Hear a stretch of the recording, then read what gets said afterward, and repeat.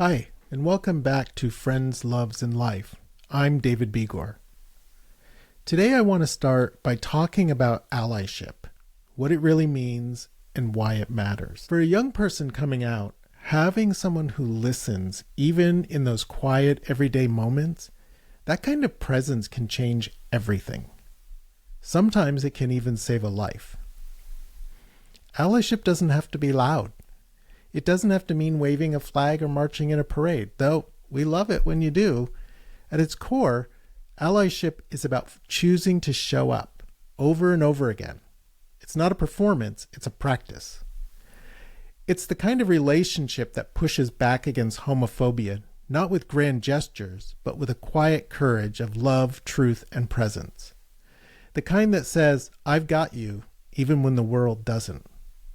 It's standing with LGBTQ plus people in your life, not just when it's convenient or easy, but especially when it's not. By choosing love over judgment, your actions will send a powerful message that safety, dignity, and belonging matter more than comfort or silence. Allyship means being a friend, not a perfect one, but a present one. It's not about having all the answers. It's about willing to learn and unlearn and stay in it with us, even when that road gets bumpy. Looking back, I can see how incredibly lucky I was to have had an ally and a friend like my guest today, Arie. And I don't say this lightly because I know that not everyone has that. When I came out, I had a few constants in my life that made all the difference. Though my mom struggled at first, both of my parents ultimately became supportive, and my friends, especially Julie, never flinched. It's really powerful to have someone who sees you and who reflects back to you yourself with love and without shame. That kind of allyship makes people feel whole, and it helps us know that we belong. Julie and I met in 10th grade in algebra class. I still remember doing homework with her and never quite understanding how she got the answers, but she always did, and it was always right. Julie and her best friend Margie were my people. We spent as much time together as we could. There were no smartphones or social media, just real connection. Friendship built through laughter, tears, slowly, steadily, day by day. The first part of this conversation is just us catching up, laughing about how much has changed, especially when it comes to teenagers today versus when we were growing up. The way we communicated and the freedoms we had or didn't have, it's different now. But the heart of friendship, that hasn't changed. It's still about showing up and sharing the little things and being there for each other. Here is my conversation with my first ally and my lifelong friend, Arie.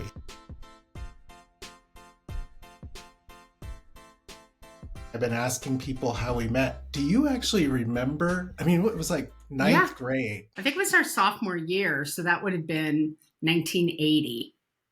Was it our sophomore year? I thought, because I moved to Vegas during my ninth grade year. Yeah, I didn't know you that first year. Oh, you didn't? Okay. And we didn't meet till we were sophomores. What was it like for you when you found out I was gay? Well, I think if I'm really, really honest, there was a part of me that wasn't surprised. But I think you and I had such a deep connection that I knew in my heart of hearts, that was true. When you said that, it wasn't just some guy trying to get out of dating me. You know what I mean? Yeah. But also I genuinely just wanted you to be happy as well. I mean, it was devastating. Let's not, don't get me wrong. I was totally like, oh my God, I thought this was my guy. I know, we were planning to have children together. Oh my God, we're going to move to Arizona and you go to architect school. I mean, but I think that also, again, it was a really safe place for us to be able, you broke my heart and then we stayed friends. It never finished. We just stopped making out. I do regret us not staying closer as we aged. I mean, life separated us, right? We went our own different directions. Right, exactly. I wish that I had been better at staying in touch with you. I mean, we're more in touch now as we've aged. But it's also allowed us to be able to, the connection that we did have has allowed us to come back together in a Yeah. really, in a nice way, and not a, we feel so hesitant around him. We have no issues saying anything to each other, even now, even with a space of 20 years in between. I mean, we had such an amazing time in high school, I think. I think we were the last generation who really got to maneuver through their teens and early 20s freely without the scrutiny that kids have today. Watching Leo grow up, his whole experience of friendship is completely different than what ours was. I mean, his being just online with his friends is absolutely fine. If he doesn't hang out with them ever, he's no okay social. with that. I know. Yeah. I know. It is a different world. And I really, really try to not judge my nieces and nephews about things just because it isn't the way it was when I was younger, because it is so fundamentally different now, you know, the way they maneuver. I was telling someone the other day about our creative writing class when we did that thing with David Copperfield, with that interview, and how she wouldn't believe us because we didn't have the pictures. Margaret and I used to talk about that all the time. That was one of the coolest things like we ever manifested. Yeah. You know, made it happen. You guys made that happen. I just showed up with a camera, which didn't work. I carry that shame with me still today. Oh man, that was funny though. But he did give us those autographed pictures, and he gave us one to McGarvey, so that sort of legitimized us a little bit. Yeah, I still have that picture. I will never. I think I do too. I think I just came across it when it was like cleaning out my parents' house. But that was crazy, and just the fact that they let us come in and then he let us come back. Yeah, I mean, that was insane, but fun. I mean, we just didn't care. We didn't have any fear about stupid shit. We just dove in. What was that car that you had in high school that we used to go cruising up and down the strip on? It was a gigantic... Good dude, my Ford Galaxy 500. That's right. That car was like fit like 40 people in that car, just in the back seat. I know. We used to cruise Fremont Street in that thing and go up and down the strip. And I remember like filling that gas tank back then was like $45. It was ridiculous. That was so much fun. I used to go with Margaret out in the desert over by Gemco on Sahara. And we used to do donuts in the desert in that car. We'd spin donuts out. That's hysterical. I did trash that. I trashed that car. But it was a tank. Always remember our first car. Oh, I know. Mine the Maverick. Blue Maverick, yeah. The airborne Maverick. Yeah. Remember that? Remember when we went airborne? Oh my God. Going it had over been those pouring hills. Rain. Yeah, that one road. And we could have died. We could have died. Many times we could have died. We did some stupid shit. For kids who didn't do drugs or drink, we did some stupid shit. And flying over that hill and slamming down on that water. And we saw it as soon as we came over that hill. We were literally, it was like some slow-mo movie shit. And remember, we just landed and we just heard like the steam, like, shh. We're just like, oh my God. Did we break it? You're going to be in so much trouble. Oh my God. And we couldn't stop laughing. Oh my God. We did. We laughed. I can't pass Moose Munch ice cream without thinking of your mom. Like, that is one of the things I think about all the time. And pralines and cream. That's the other ice cream flavor. I always think of your mom whenever I see them. My mom and her ice cream. She loved her ice cream and her fucking painting rusty pieces of shit things she finds out in the desert. God, Tasty, Margaret and I used to laugh about like, man, give that woman a paintbrush and some paint. She'll paint anything. She'll paint a flower on it. Yeah, that's right. She put a little garden on your spade. Fuck yeah. That was so funny. So Tasty. She loved you. She was That- the best. she I loved was. her. She was the best. She was a crack up. She used to just laugh at everything. She just thought we were just ridiculous, I'm sure.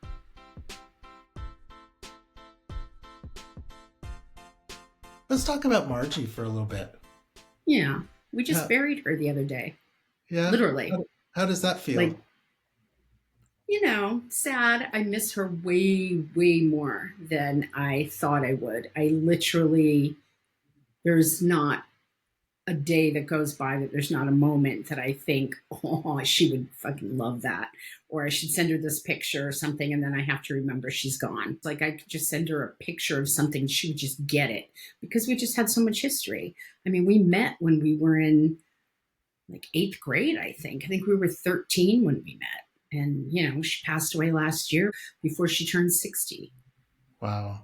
So, it was a lot of years, the thing that she used to say all the time was that she and I were the only ones that knew each other's history. Like she knew my parents, I knew her parents, and they're all gone now. Like they're not around anymore. And so there isn't anybody else she could say those things about her mom to that would get it like I would, or my mom Right. to her, and she would get it. I mean, Tim knew my mom, so he's a little bit more familiar, but she goes, I mean, come on, drunken night sleepovers and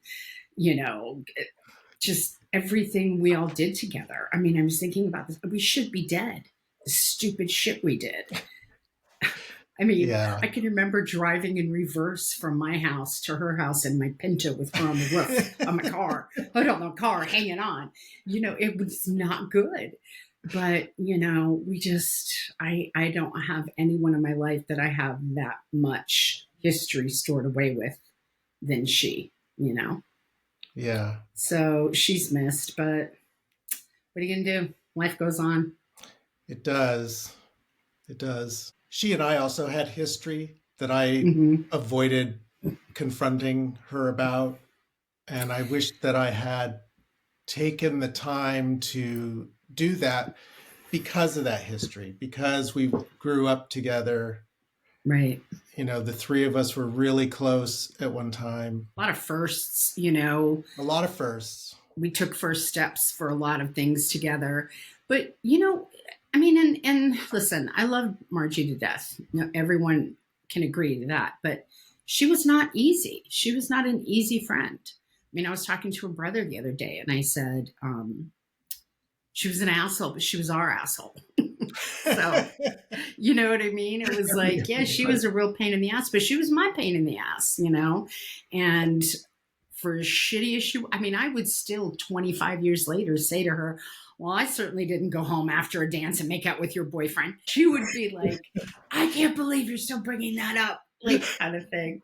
And I was like, well, you need to acknowledge that shit because clearly there's pain there still. You're really good at least from what I remember and the times that I've spent with you, you're very good at like connecting with people and accepting them. Yeah, no, I like to think I am. I mean, I'm definitely a lot more judgmental in my older age.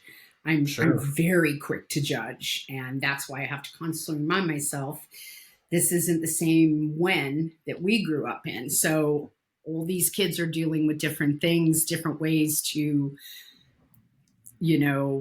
process what they're going through. I mean, we came from a generation where you're like, yeah, suck it up, buttercup, pull your bootstraps up and let's go.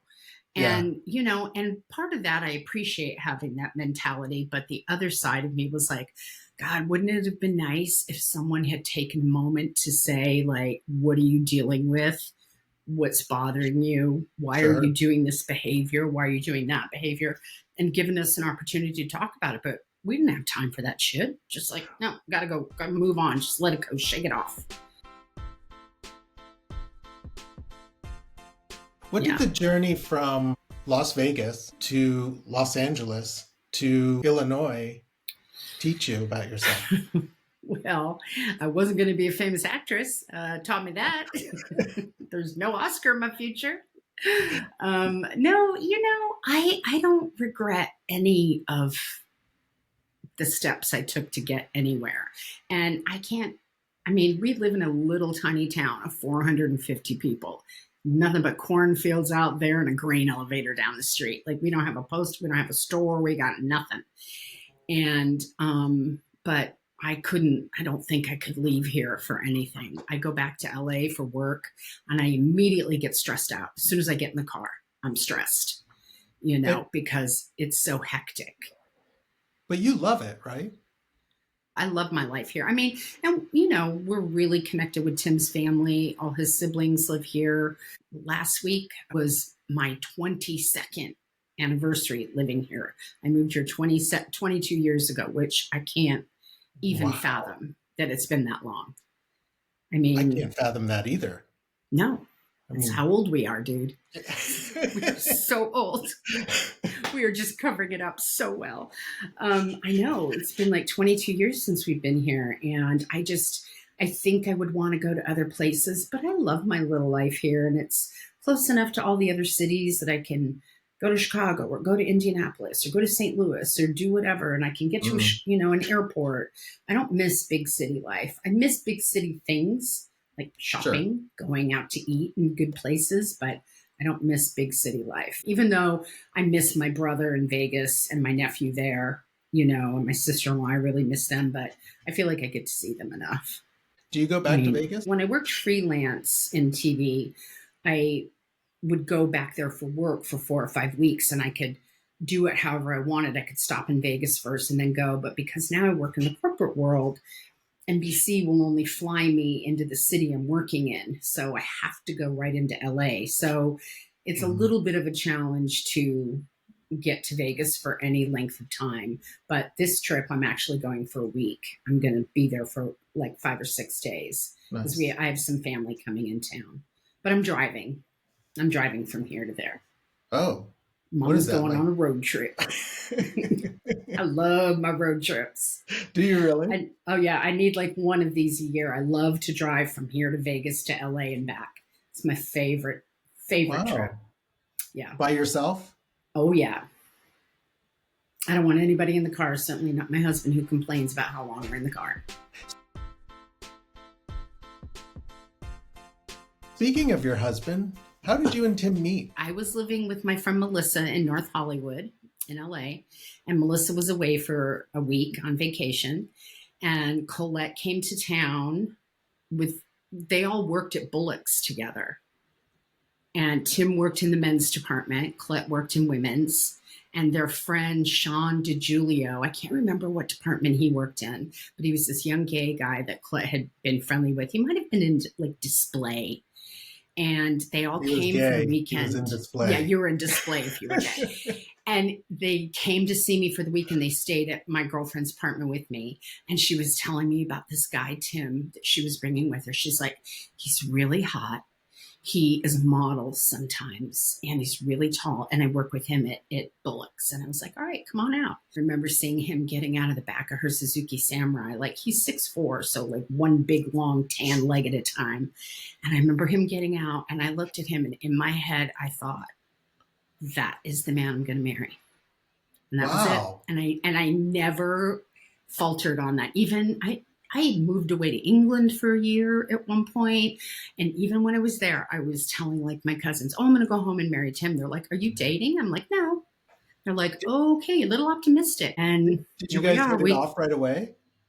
Oh yeah, yeah. There was definitely tequila and sex immediately, but it wasn't like that. Like we didn't connect, to be like, "Oh, I want to date her." We were just, you know how it is. It was Yeah. fun. I liked to drink back then. I was funny, Yeah. Well, what's not to like? And so we just became friends. And then I moved away. I moved to England. My roommate was getting married, and he and Colette were going to move out to LA. He wanted to act. She wanted to go to school, and then at the last minute, it fell through. So I was like, nah, fuck it. I'm going to move to England. I'm gonna leave. I'm going to go to Europe and see if I want to live there. So I left, and while I was gone, Tim would like write letters, and he'd be like, "Come back. We'll move to LA. We'll totally be actors together, and we'll go on auditions." And like kept trying to lure me back in. So finally, after a year, I came back, and then we moved to LA, and we were roommates. We were roommates for 4 years before anything happened. I Wow. was lusting in love the whole time. But we were just friends, and we were fooling around every now and then after a drunken night of margaritas or something. And then finally, I think it was when Colette got married. We were going up to Utah for her wedding, and sort of came out that like I had the hots for him, and he thought he had the hots for me, and so we decided just to give it a break and see what happened, and it just worked out. We just got together, and we just last week we had our 27th wedding anniversary on Friday. What is the role of being an aunt meant to you? I love it. I love it way more than ever having kids. I do not have any regrets about not having children. Every now and then I'll see a parent with a baby or a little one that like just wants their mama. And I'm like, oh, I want it. I want that. But I only want it for that moment. Then you need to go away. I need my time now. So I don't want children. So I don't feel, and we moved here to have kids. And then we got here and I was just like, oh my God, I don't want them. And, we were in our 30s already. And I mean, I suppose if I'd gotten pregnant, it would have been fine. But both of us were like, nah, we're okay with the way things are. And I traveled so much for work. And I don't know. I just kind of felt like, I don't know that I have the selflessness in me enough to do that. Or to not get bored with it after some point. Like you can't I've been doing this for 2 years. Can you not take care of yourself yet? Like I didn't want to be that, but I loved being an aunt. I loved it. And I still do. I love it. My nephews just graduated from college, my 2 younger nephews last week.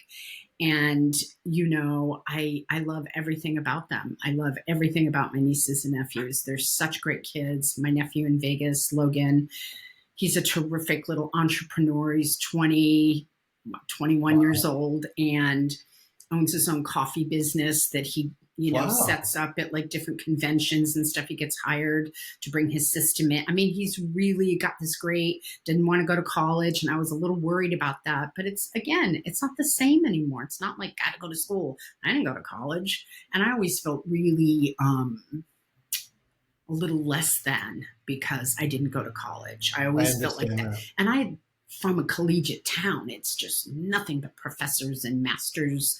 And, my nephew's getting ready to go to engineering grad school. He's going for his PhD. I'm like, he's brilliant. But that was just never my thing, and I was a little worried about Logan, but he's just got this. He's not afraid to work hard. He's not afraid to work long hours. He's like, nah, I'd rather try it now and fail. And then I can have a new career at 30. He's like, I'm still young. So I was like, that's very true. And so you just go, you never know what will happen. So I'm proud of all of them. They're just such great kids. When my nieces graduated from high school 2 years ago, I took them to Paris. We had always wanted to go to France. And so I wish you were my aunt. Well, my parents had left me some money when they passed away, and I had put some of that aside because I knew I wanted to do this trip with the girls. So it ended up being my 2 nieces, Greta and Marin, and then my 2 sister-in-laws, plus Craig's wife, my other sister-in-law. She came along to be like my roomie since they were all sharing. And we went to Paris and London, and we had the best time.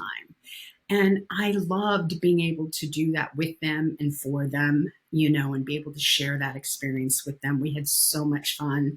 And, they're just great kids. I'm excited to see where they go and where their travels take them because they're all so different. They're all so different. And every one of them is just spectacular in their own right. One of my nieces is a Division I athlete. She's on the swim team at the University of Illinois. She's super awesome with her swim skills, So they all have something to, offer to the world that's really great. So I'm really proud of them. And it's I cool would when hate to not be involved. Yeah, it's cool when kids come into your life and it's like you take this whole different perspective looking at them. Like with Leo, I'm amazed at the way he actually navigates life, one, but Like he's doing this whole game. I mean, he's making money off of this gaming thing. And I'm fascinated by the the effort and energy he puts into it. And Yeah. it's complete. I mean, whenever he talks to me about it, I'm like, I have no idea what you are talking I about. couldn't navigate that. No No, way. No way. I wouldn't even know the first thing. but I love it. I love that. I love watching them grow. I love Hmm. watching you know, the first experiences and seeing how they take it in versus how we took it in. I can Yeah. remember a few years ago you talking about, you know, Leo and all he wants to do is his gaming. And you literally were like rolling your eyes, going as if he's going to make a living doing this.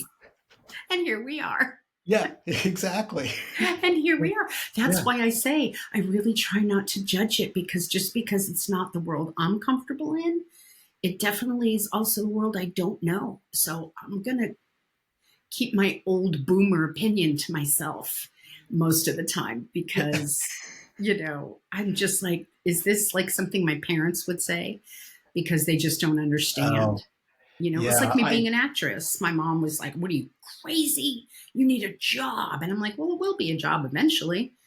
You know, now I'm just a dancing puppet. And I'll say something, and Derek will say to me, "Oh, is Tacey in the house?" I'm Oh, like, "Okay, okay." it's hard not to sound like them, It is. because I It's hard don't to. get most of it. I don't get what they're doing. I don't understand why influencers are making 100,000 a year. I don't get it either, or how they get there. But I know, but you know, and it also is set up in a way that makes you feel very imperfect.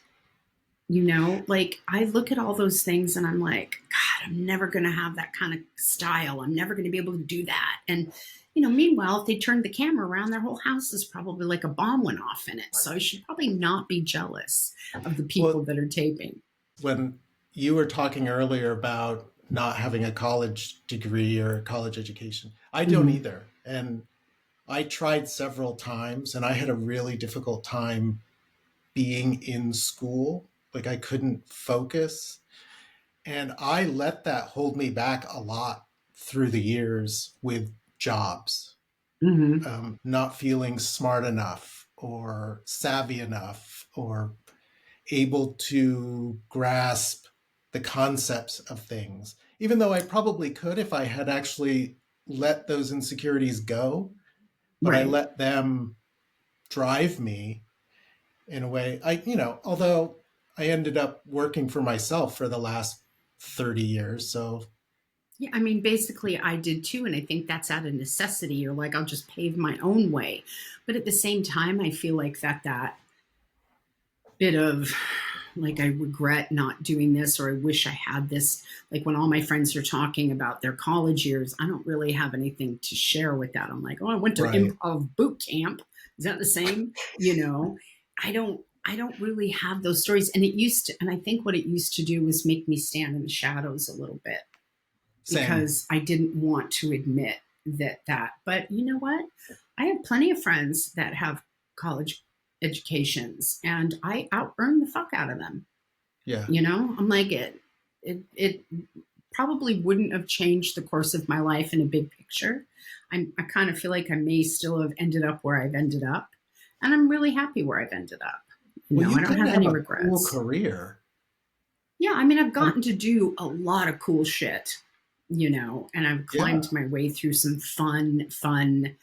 I mean, listen, I didn't get to be the actress I wanted to be, but I've been on a billion red carpets. You know, I've sat in a Mhm. million green rooms. I've been behind the scenes on all that stuff. So I've gotten as close as you possibly can to that without being that. You know what I mean? Which I discovered was enough. You know, that was Yeah. plenty. I just wanted to be at the party. I didn't need to be the party. Yeah. There's something about, I think it's just aging in general. Because I realized when I turned 60, I mean, it didn't happen right away, but I did feel this sort of shift in my thinking. And I had made a decision just in the last like year that I wasn't going to let anything hold me back anymore. I was just going to let go of fear.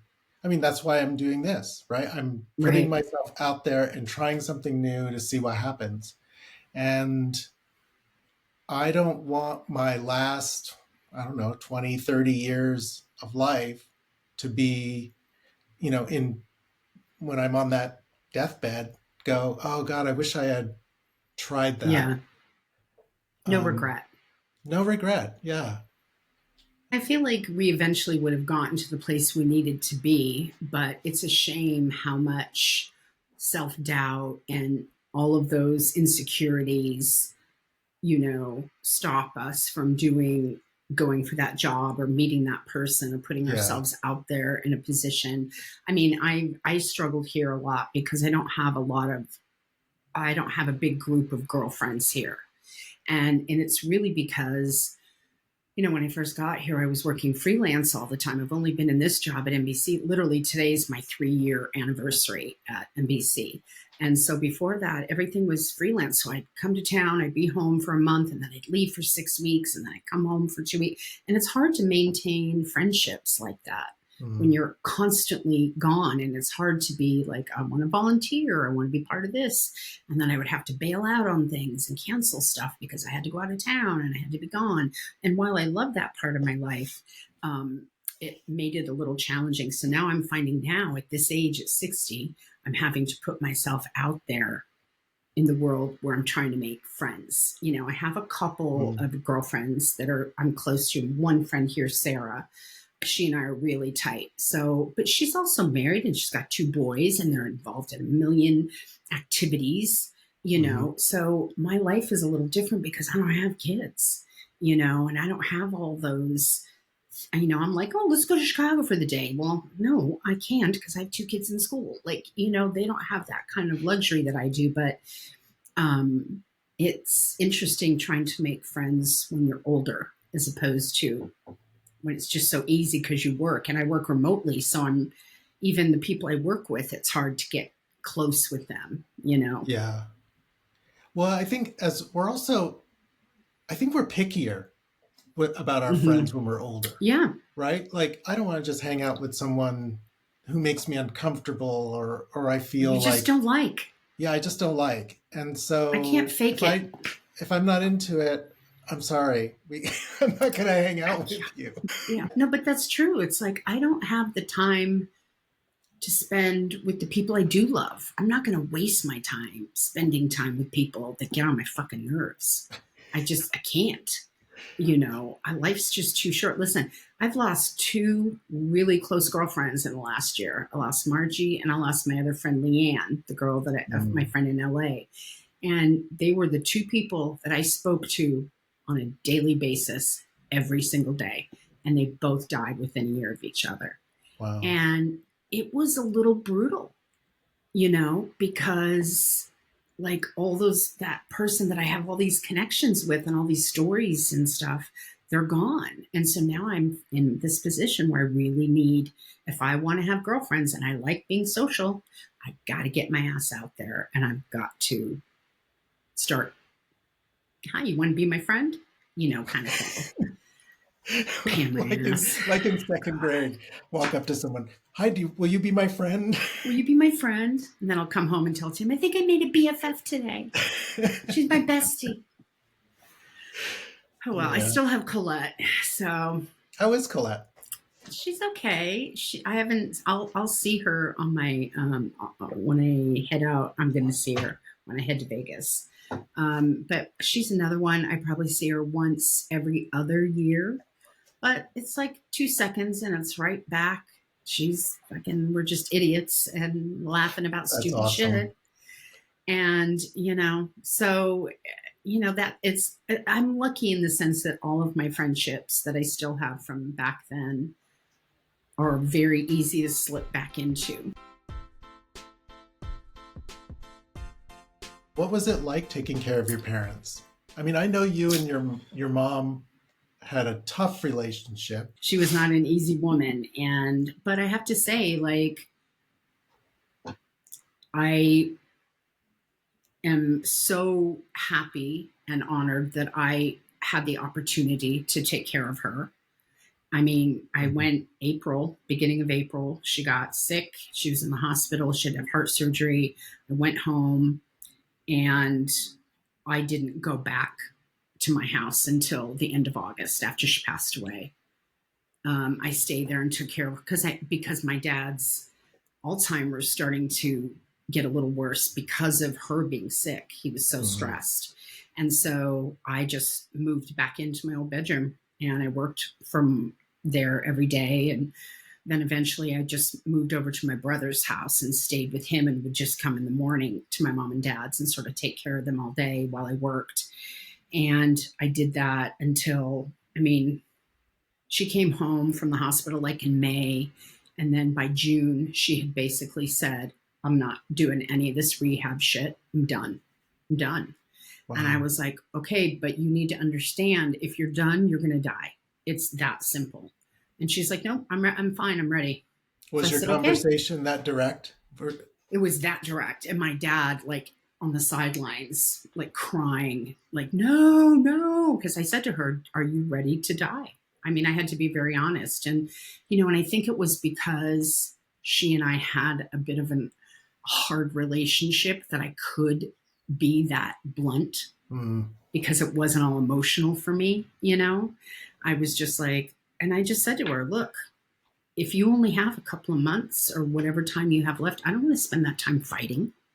So you need to decide, do you want to make this work? Do you want to fight to live? Or are you just done and ready to go? She's like, I'm done and ready to go. And I said, okay, I respect that. And that's what we'll do. Oh, yeah. We'll make you the most comfortable we can. And my dad was really upset. And I was just like, Dad, you cannot make her want to be here. And I won't Yeah. do that. And once that was settled, then it was very easy to be closer to her. I mean, I used to crawl in bed with her during the day and take naps, and we were very close. And it was funny because at one point I sort of expected that we were going to have this sort of, oh, I love you and I'm sorry. And you know what I mean? Like one of those little moments. And I Mhm. remember saying to my mom, I'm sorry I wasn't always like the best daughter. And she was like, oh, I know. I was like, okay. Oh, thanks, And I Mom. was like, and I'm really sorry that we sort of had this really hard relationship. And she was literally like, what are you talking about? I'm like, I'm sorry, have you been here? Where have you been for 25 years? Like, well, what? And she did not see it the same way I did. She did not think That's that we had interesting. had a difficult relationship. She I, certainly didn't think that she was a pain in the ass, but at that point, I wasn't going to beat that dead horse. I was Um, terrified of your mother. I was terrified of my mother. Not many people weren't. My dad was terrified of my mother. Lillian she is no shrinking violet. She No. was, Yeah. she's a hard puppy. I mean, Yeah. all she ever wanted to know about things, like my dad would be just excited that I got a job, like a new job. I'd be like, oh, I'm going to be on this show now. I'm working on this show. Literally, the first thing out of my mother's mouth would be, how much does it pay? And I'd be like, Mom. And she's like, what? She didn't understand. Like, you can't just say that. Like, because it doesn't always mean anything. But she was so hung up on her shit. But I'd give anything to even have my mother nag me for 5 minutes now. Yeah. I miss her so much. I miss her all the time. And I think that only comes with age and understanding. And Sure. I mean, I literally just recently made a sort of connection with my mom, about that I always have that rhetoric in my head because I'm not a college graduate. I can't do things. I'm not as smart as everyone, that kind of thing going in your head. Mhm. And I can remember one time my mother, and now you have to remember both my parents like immigrated to this country. They didn't even have high school diplomas. They both left school before they even finished. And yet they both ended up owning a business and did really well. And, they made something with their life. And Mhm. I think my mom always felt intimidated by other women that were stronger and stuff. And I thought to myself, God, she gave herself such shit. Like I remember her one time saying to me, "Oh, I know I'm stupid," like that, and Wow. I fought back on that, and I thought, my God, you came here, gave up your whole family, moved to a country you didn't know, and had two kids, and didn't know one thing from the other, and had to go to work, and you made this really good life. Like, listen, I didn't have my parents around as much as I would like to because they were busy working, but they gave us a good life, Yeah. and I don't begrudge my mom anything anymore. I have no, I mean, thank God I have my dad because he was just always the best, but I don't, I wouldn't take my mom any other way because Yeah. some of the parts of me that I've needed have come from her. Yeah. I think that too, because, Hmm. my mother and I were close when I was young, but then had a rough time, especially after I came out. She wasn't very accepting of it when I first came out. Hmm. It took her time. And then eventually she was just like, she didn't care. My mother was just, was But I mean, I supportive as think she there's could always be. that thing too, like where you've taken away my dream of like getting to see you get married and having a Yeah. child. But look, did it end up any differently? No, No. And you still got married and had a child. yeah. Yeah. And the other, not that order, but it's hard. But then you get older and then you realize the things they did teach you. You were Yeah. just to like, I can figure it out myself, to hear what they're saying and to really take it Yeah. in. And now as grown-ups, we're doing the same thing. Yeah. And like you, I hear my mother come out in me at times, and my father. I hear them both come out in me Yeah, at I hear times. my mom. I hear Lillian come out of me a lot more than I hear my Yeah. dad. Same. And the one who gets pissed, that's Lillian. Yeah. Same. Yep. But That's I'm my grateful for that part of me too. I'm glad that I do. I'm not a Good. pushover, and it took me a while to get to that place. Yeah. I mean, my mom taught me to stand up for yourself, take care of yourself. There's no one in the world who's going to do it but you. Hmm. And I'm glad I had those lessons. I mean, we were out on our own at a young age doing our own Yes, we thing. were. Hell, you and I were roommates at 18. Yes, we Remember? were. We first moved. I mean, my dad had a fit. I don't care if he's gay.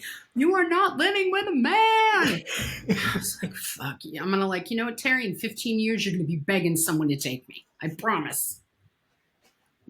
That is not going to go on for long. I loved your dad, though.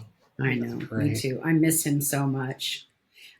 Things happen in my life all the time that I think, oh, my dad would be really tickled, especially things with Logan. I think my dad would be so pleased to see how he has come and all the things that he does. And, you know, I'm glad that Logan got to be with my dad as long as he did. It was funny because my dad had um, a 1996 Ford Bronco that he bought brand new, like right when I graduated high school. He bought it, I think.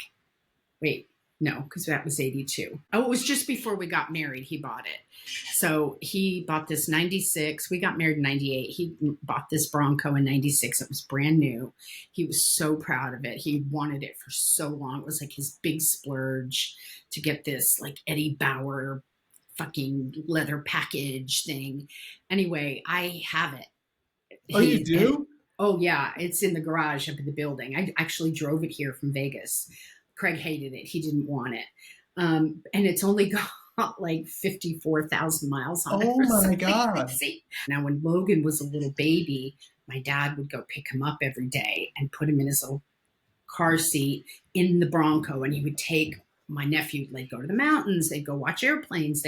My dad had him every single day. He loved being around Logan more than anything, and so Logan just turned 21 in last fall, and so Tim and I called him and we gave him the Bronco for his birthday because I didn't realize he had such a connection to it because he's like, that's my childhood. He's like, I remember every trip I ever took with granddad in that thing. Oh, And I called him and we told him, you can have the Bronco and you will either ship it out. Craig and Inez are talking about moving here, so they may be coming here. So I told him we'll either leave it here for when you come or we'll put it on a truck and ship it home. Just let me know what you decide. But for now, it's just sitting up in the building. But yeah, he was very excited about that. That is so sweet. Yeah, that Wow. was fun. That was a fun little thing to do because he Yeah. loved my dad, and my dad adored Logan, adored him. You know, both my parents did. Wow. They just were so happy to have a grandchild because they knew they weren't getting shit from me. Sorry. What would 1982 Julie think of you now? I think I would think I was pretty badass. Yeah. I wish I could go back and tell myself not to wait so long to get to do what I wanted to do. Not to Yeah. to not wait for permission, or I wish I'd got my shit together sooner. Yeah. Although I think about that too, what would I tell myself but all the things, and I think this is the same for you, all the things that you went through got you to where you are right now. Right, exactly. So would I change anything? Yeah. I mean, there were moments that in that moment they seem fucking terrible, or, this is nobody wants to be here. But at the same time, it shapes who you are, how you are, the person you are. I wouldn't trade. There's nothing about me that I don't like, Yeah. So I don't think I would go back and change any of that stuff. Wish I'd been a little ballsier. When you were younger. Yeah. I wish I had not been so, I don't know, afraid of denial or afraid to fail, because who cares? Yeah. Everybody was failing. Same. I wish I had been a little more that way too. It was weird. It was like, you just think like, I remember thinking, no, because if I fuck up, somebody's going to know I'm fat. Like that was my big panic. Like as if nobody knew anyway. Like I was hiding that. What are you fucking kidding me? So, it's like those things in your head that make you stop. Like, I'm sure you have thoughts of, if I go and do that thing, someone's going to call me gay. Yeah. And then they'll be right. And then I'm fucked. Yeah. Because they're going to see the truth, and when the truth is not so bad. I appreciate you spending this hour with me. I appreciate being asked. And it was very fun walking down that little memory lane. We did have some fun. Oh my God. We had a great time in high school. Yeah. Yeah. Part of you is why I am who I am. My Same. Relationship with you and the things that we shared and we gave each other, helped make me me. Yeah. Same here. All other men were judged by you. Oh, okay. No pressure. No pressure.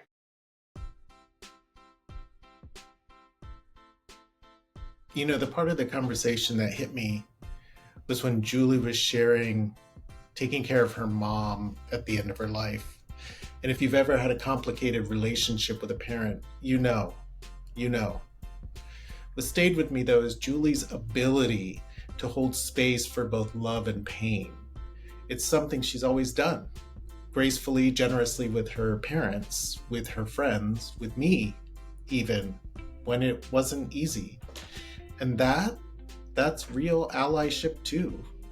Not everyone has friends like this, people who love you for exactly who you are, without flinching, without question. Julie has always made me feel seen, safe, and celebrated just for who I am. Even back when being out wasn't easy, especially in a place like Las Vegas in the early 80s. I know how rare that kind of friendship is, and I don't take that for granted. It's a rare thing to have someone see you through every moment of your life, even though we had big time spans between when we've seen each other. But when we saw each other, it's as if we had never been apart. That is our friendship. And in a world where so many LGBTQ plus people lose friends, family, and connection when they come out, this kind of friendship matters because it saves lives. So if someone's been that kind of an anchor for you, reach out, tell them. And if you've been that person for someone else, thank you. We need more of you. If this episode resonated with you, I'd love to hear about it. You can find me on Substack and Blue Sky at David Begor. And if you haven't yet, please take a moment to rate and review the show. It helps new listeners find these conversations. If you're on YouTube, leave a comment. Until next time, be bold, be free, be you. Thank you for listening. I'm David Begor, and this has been Friends, Loves, and Life.